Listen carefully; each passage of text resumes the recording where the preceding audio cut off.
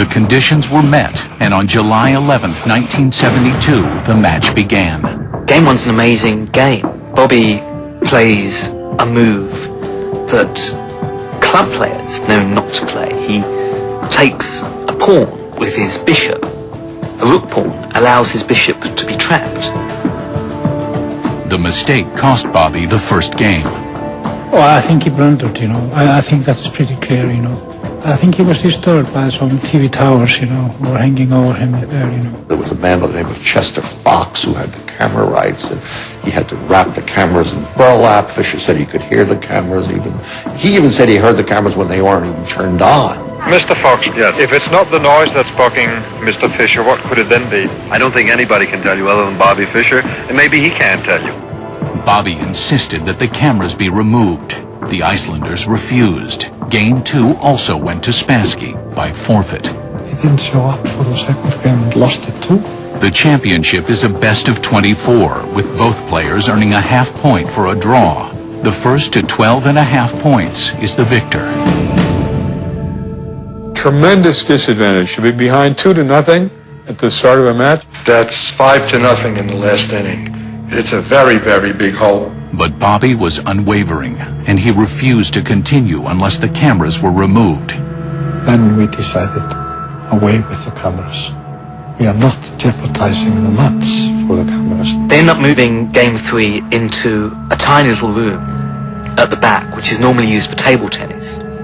And it was possibly Boris Spassky's big mistake. The Russians understood. They warned Spassky. They said, don't give in to him. Don't let him take control with his demands. Don't let it become his match, his tournament. Mr. Spassky, are you happy with the arrangements for today's game? He didn't need to agree to it.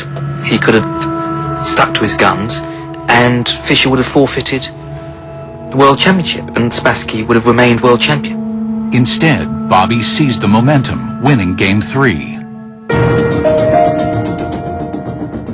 That was a tremendous moment because it was the first time in his life Fischer had beaten Spassky. And it also indicated to us that Spassky wasn't quite on his game. He may have been rattled by all the shenanigans that had already happened.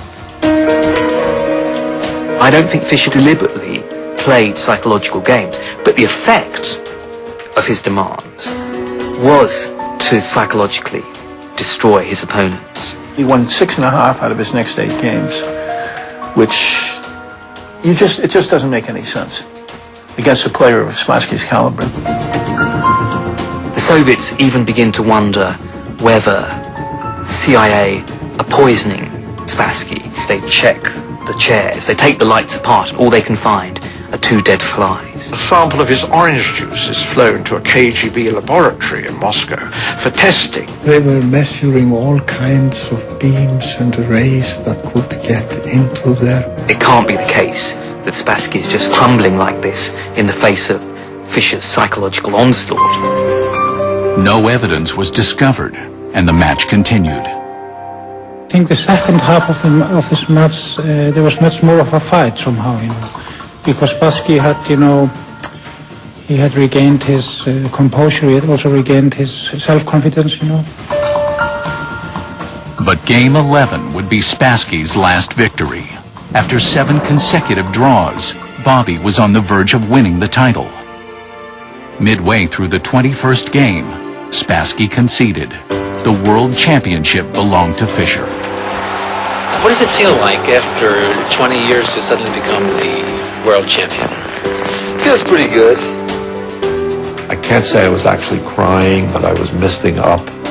I felt extremely proud that Bobby finally made it, and he was an American, and he had defeated the Soviets. Coming from behind against great odds, against the Soviet machine, it was a wonderful moment.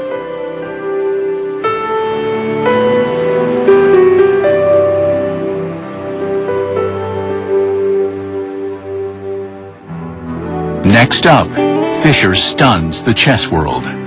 Fischer just disappeared. No speeches, no giving autographs, and it was to foreshadow what he was going to do for the rest of his life. He stopped playing. He disappeared.